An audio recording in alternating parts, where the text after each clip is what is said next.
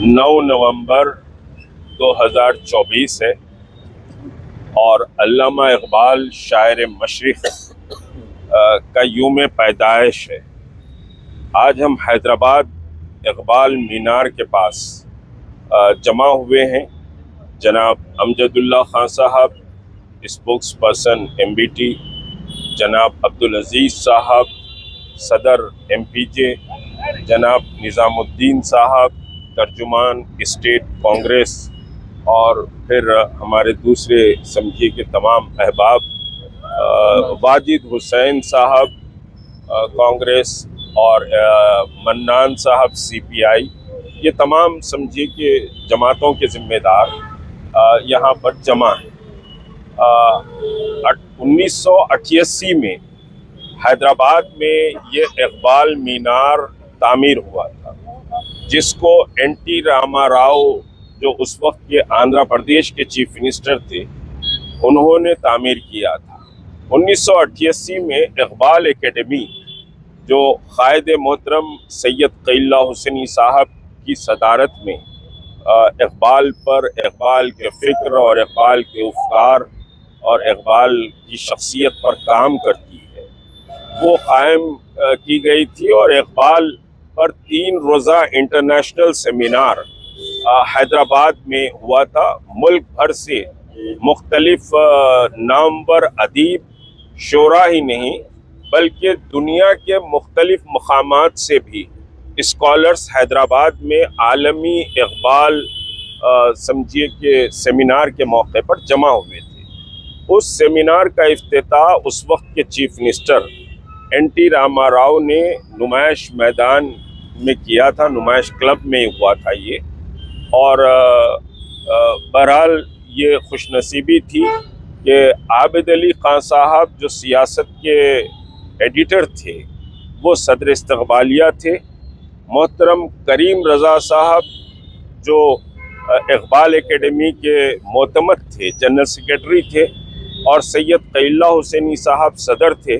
मैं इस आलमी मुशायरे का चीफ ऑर्गेनाइज़र था। तो बहरहाल उस वक्त NT रामा राव ने अपने इफ्तिताही कलमात में ये कहा कि हैदराबाद में इकबाल की यादगार बनाई जाएगी। तो ये सैयद क़ैला हुसैनी साहब, इकबाल एकेडमी और आबिद अली खान साहब के समझिए कि ये सारे काविशों से ये इकबाल मीनार हैदराबाद में तामीर हुआ।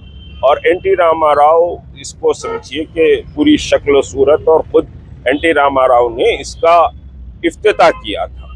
तो ये इकबाल मीनार पर आज उसके बाद पहली मर्तबा मुस्लिम ऑर्गेनाइजेशंस यहाँ जमा हुई हैं और अल्लामा इकबाल को खराज अकीदत अदा करती है। इकबाल एशिया के समझिए कि बल्कि पूरी मशरक़ी दुनिया के सबसे बड़े शायर हैं, और उनके फ़िक्र और उनकी समझिए कि शख्सियत, और फिर इंसान के लिए उन्होंने खुदी का जो पैगाम दिया है कि इंसान की कैपेसिटी और खुदी जो इंसान के अंदर है, और फिर इकबाल का पूरा कलाम कुरान और हदीस से माकूस है, कुरान और हदीस से माकूस है बेशुमार समझिए। और फिर इश्क़ नबी में डूबा हुआ शायर था, जिसने कहा कि क़ुव्वत इश्क़ से हर पस्त को बाला कर दे, दहर में इसमें मोहम्मद से उजाला कर दे। फिर कहा कि मोहम्मद से वफा तूने तो हम तेरे हैं, ये जहाँ चीज़ है क्या लौह कलम तेरे हैं। बहरहाल इकबाल ने बेशुमार समझिए कि इश्क़ नबी में और अल्लाह की वहदानियत और अल्लाह की क़ुव्वत और ताकत और बंदे की क़ुव्वत और ताकत पर और जुल्म के ख़िलाफ़ एक बड़ी फ़िक्र दी है। और हिंदुस्तान के ताल्लुक़ से उनका तारीख़ी तराना कि सारे जहां से अच्छा हिंदुस्तान हमारा, हम बुलबुले हैं इसके, ये गुलसिता हमारा। और फिर इसमें समझिए कि हिमालय की पहाड़ियां और मुल्क के तमाम कल्चर को इस तराने में इकबाल ने समोया है।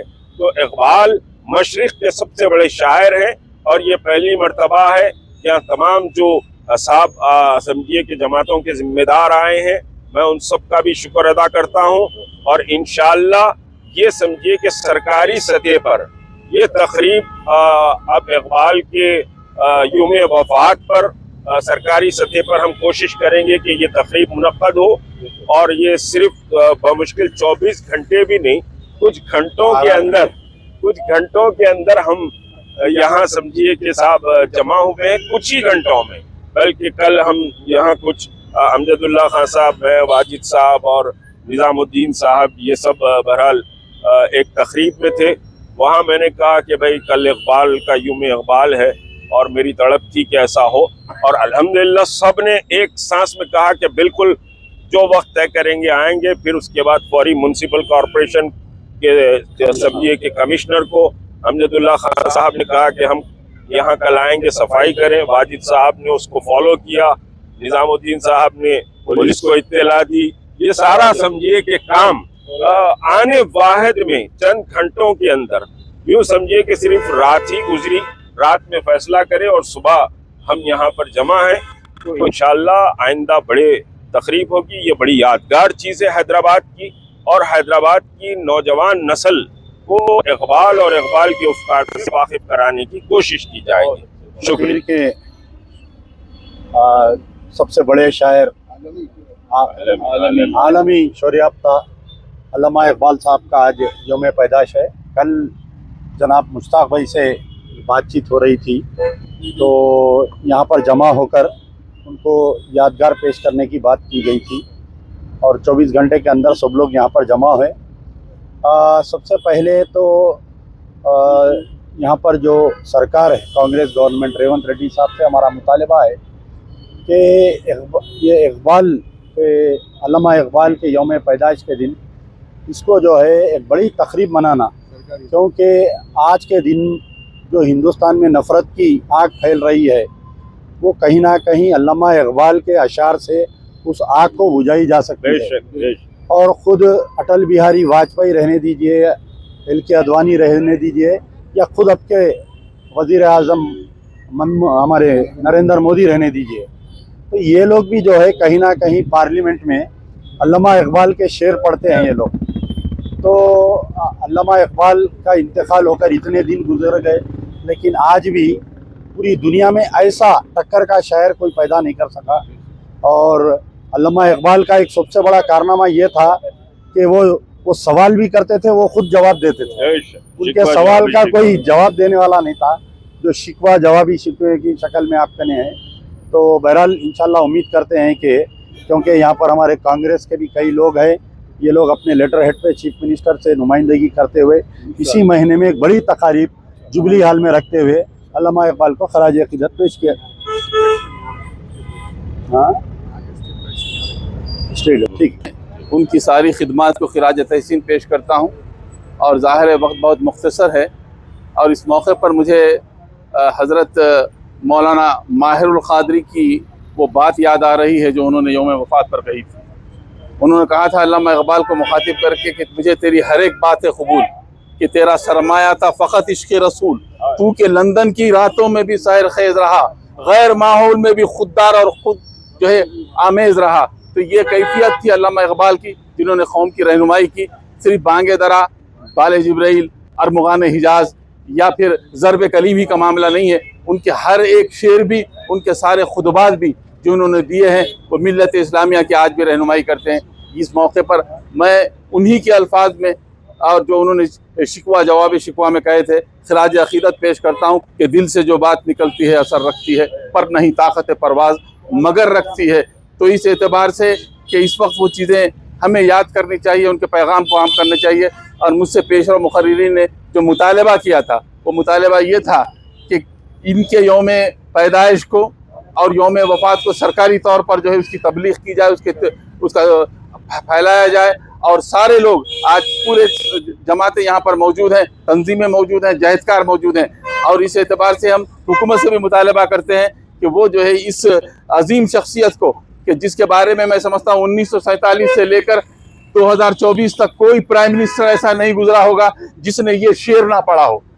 मजहब नहीं सिखाता आपस में बैर रखना, हिंदी है हम वतन है हिंदुस्तान हमारा, गोदी में खेलती हैं इसकी हजार नदियाँ, कि गुलशन है जिसके दम से रश के जीना हमारा। तो गोया कि ये जो है कि ये वो मुकामात को याद दिलाता है कि ये हमारे आबा व अजदाद ने यहाँ पर मेहनत की थी। मैं इस उम्मीद के साथ उस ख्वाब पर जो अल्लामा इकबाल ने दरियाए कबीर पर देखा था स्पेन में, उस पर अपनी बात खत्म करता हूँ। वो ये था, आबे रवाने कबीर तेरे किनारे कोई देख रहा है आने वाले कल का ख्वाब, आलम नौ अभी पर्दा तकदीर में है, मेरी नजर में उसकी सहर बेहिजाब, उठा दूं पर्दा अगर चेहरे अफलाक से, ला ना सकेगा फरंग मेरी नवाओं की ताब, जिसमें ना हो इनकलाब मौत है वो जिंदगी, रूहे उमम की हयात कश्मकश इनकलाब, सूरत शमशीर है दस्ते खजा में वो कौम जो करती है हर जमाने में अपने अमल का हिसाब।